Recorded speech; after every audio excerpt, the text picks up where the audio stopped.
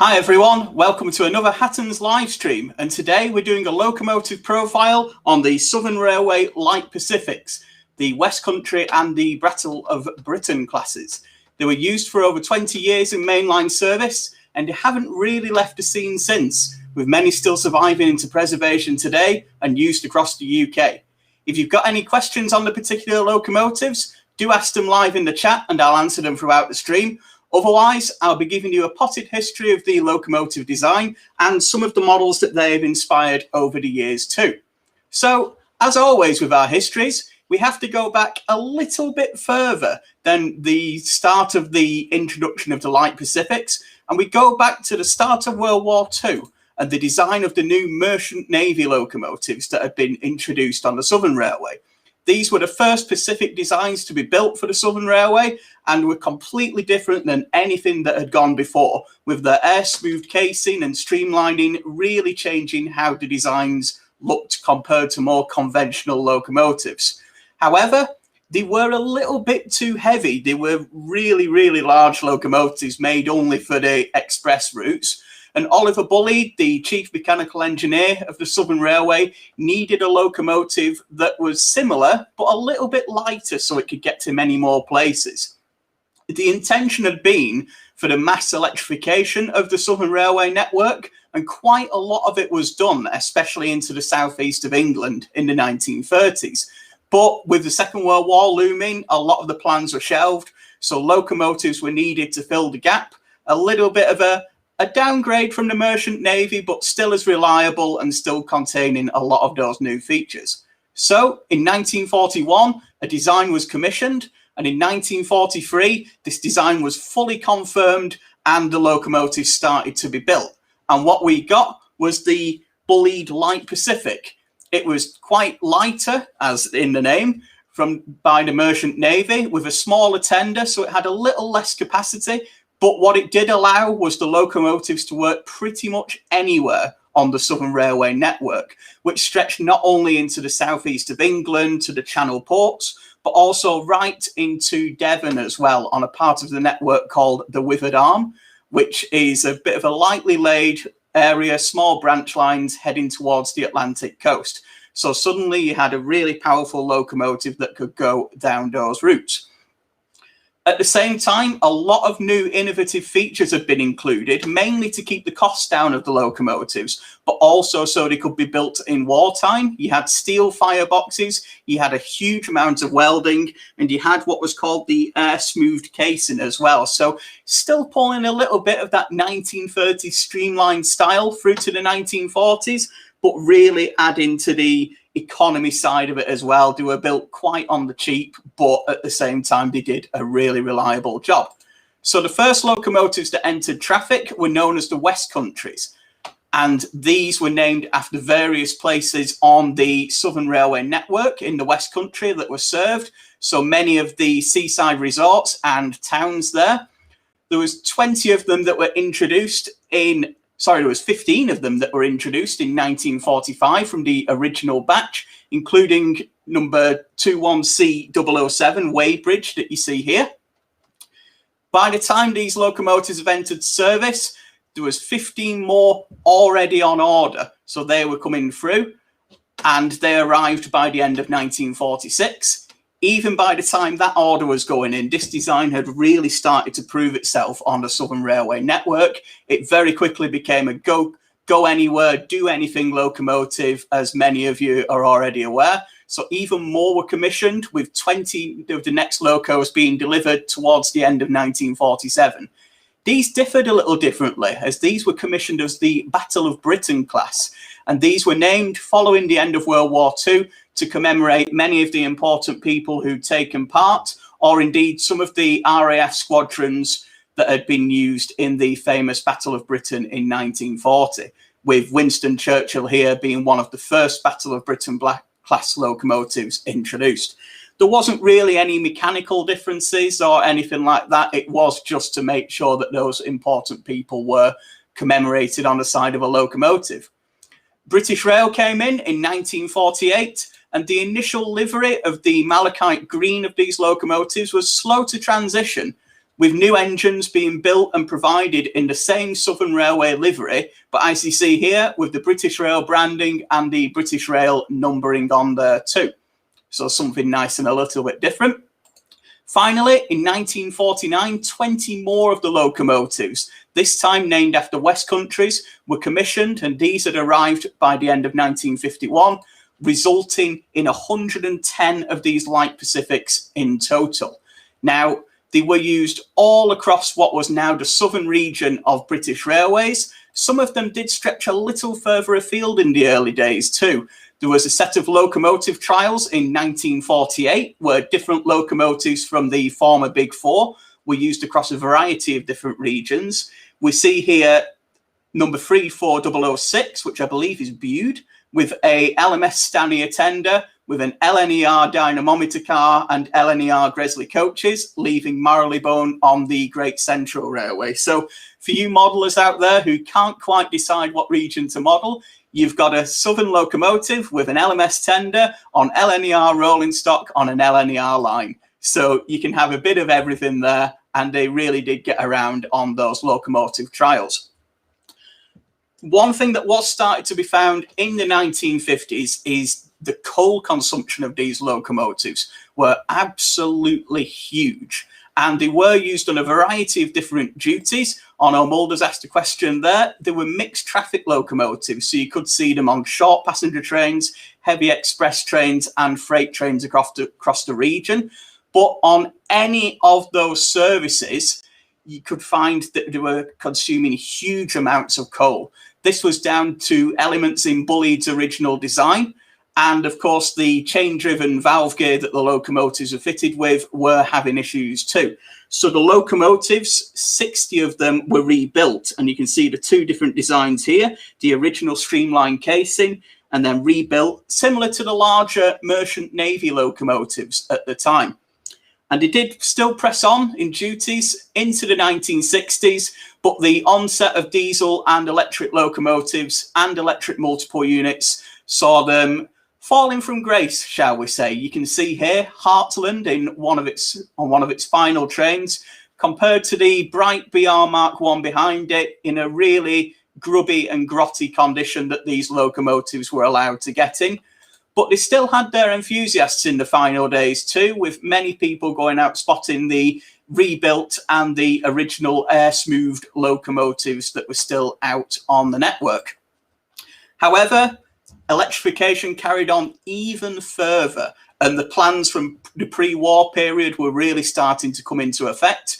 And plus, you've got more diesel locomotives and electric multiple units coming into service too. So unfortunately, the story came to an end somewhat in 1967, with some of the final service operated by the Bulleid Pacifics, especially in some of those far-flung regions of the network, such as Devon and Cornwall, as you see here. Then a number of them were passed to the scrapyards. These particular pair of locomotives went to Barry Scrapyard, but quite a few of them survive. I believe there's almost 20 still with us in various different states, and you can see them around and about today.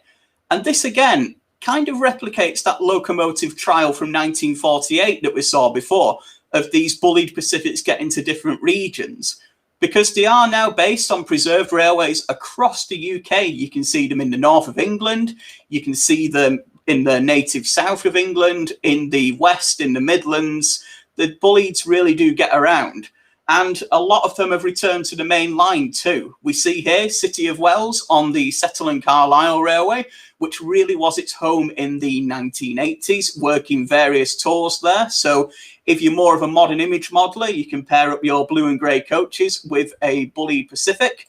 And heading into the more modern era, there's still a number of the class running either in preservation or out there on the main line too. This is Tangmere on a recent rail tour, heading through the south of England, back on its rightful territory, shall we say.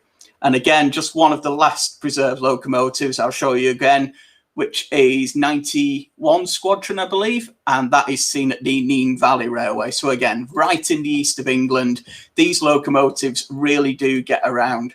So a lot of different services out there. and various different ways of getting them onto a layout. They're still quite popular to see. And good question there, Gavin. I'll go into the models and I'll let you have a bit of a look at the different styles that have been made, because it's a bit of a tough question.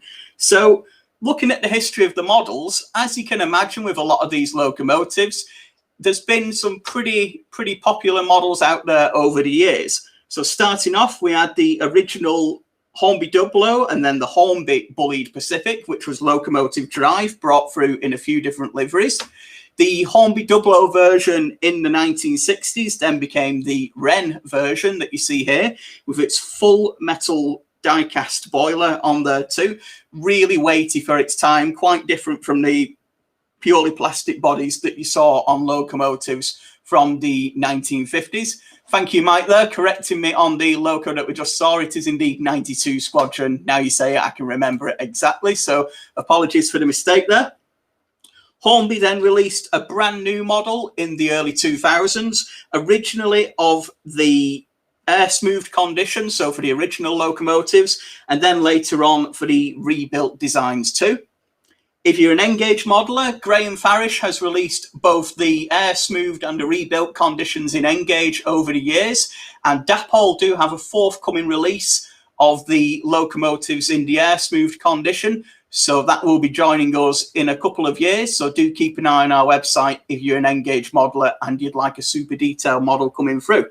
But there's many models available on the market now. If you're a 00 modeler, Hornby do several releases every couple of years to go alongside their Merchant Navy locomotives, either in the air-smoothed condition or the rebuilt condition that you see here, with 110 different identities that they can choose from, with many different names, either commemorating some of the famous towns that the locomotive served in the West Country, or important members of the Battle of Britain and the Royal Air Force. There's quite a lot of inspiring names on these engines, as we saw too before.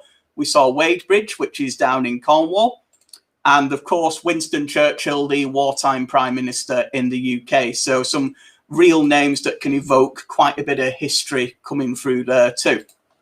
If you're a no-gauge modeler, there's not a model out there for you yet, but it's certainly something that may come through in the future. And you can get a real variety of items there too. Ono Mold has asked a question regarding what stock you can operate with these, and I'll give you some examples now. This particular locomotive is actually seen on part of the Western region and is seen with a rake of Western region coaches, which I believe was quite a rare but an occasional working that took place. So you don't have to have Southern Railway stock by any means. If you're heading into the 70s and the 80s, you can use your locomotive on a mainline rail tour. But right back at the end of the 1960s, at home on the Southern region, you can see here that the locomotives, they were used on express trains, but also short stopping services.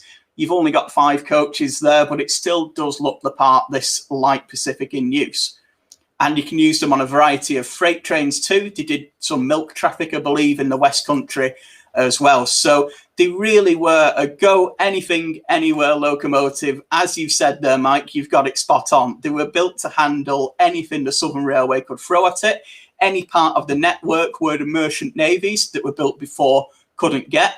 And the design success just showed in they couldn't stop building them, really. Brighton Works was really churning them out. And the last 20 actually had to go to other works on the Southern region too. Eastleigh Works got involved and Ashford Works too, just to make sure they could build as many as possible of these locomotives, which they did over the 6 years that they were constructed, from 1945 to 1951. And for me, this really shows the evolution of locomotive design too. Not only the different variations in the building style, as we mentioned, a lot of welding and steel incorporated into these locomotives, but the streamlining style really changes from the 1930s. But you can tell that a bit of class was still trying to be kept even in the wartime period. As Roland's mentioned there, Bulleid was a little unorthodox with some of his ideas, and the locomotives really did differ from what was being built by the other 3 major companies at the time. But the success of the design really shows in the amount of locomotives still in use today, the length and breadth of the network that these locomotives ran over, and even in the final days, in pretty poor maintenance conditions, really, they still managed some absolutely impeccable turns out there. They managed some great haulage capacity and some really impressive runs, even in their final days. But for me, seeing them in the post-war malachite green livery, coming out of the Second World War, coming into a post-war world with a bright, shiny locomotive with some really inspiring names like this, this must have been absolutely fantastic to see in the late 1940s, when you've had a few hard years to, well, an understatement really, seeing a bright green locomotive with some real inspiration there too in that streamlined style. A bit of romance really came back to the railways with these Bulleid Pacifics, and they deserve the name that they got.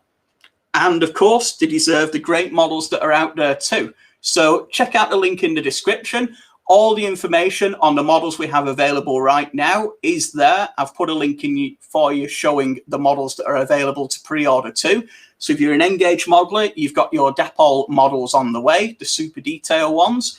And if you're a double O gauge modeler, you can either look at some of the early locomotives, which are available for great bargain prices on our pre-owned department, or you can look at some of the super detail locomotives that really incorporate all the different design parts and the specifics, including, for example, some of the different tenders, the rebuilt and the air smooth conditions, different liveries, different numbers, you name it. There's a lot covered here by the real locos and the models themselves. So do take a look at that link in the description. I hope I've inspired you to take a little bit more of a look at the Bulleid story too. It's a really fascinating tale of these locomotives, how they were designed in wartime, entered traffic just after World War II, really made some differences across the UK network, inspired a lot of the British Rail standard designs, and still remain out there today on the main line and in preservation, where you can see many of them doing exactly what they were built for in further flung places across the UK. So take a look, have a look at the models too. If you'd like to pick one up, we've got many available. Otherwise, make sure to subscribe to our YouTube channel. Make sure to like our Facebook page for more live streams like this. We'll be bringing you some skills casts, loco profiles, model overviews too.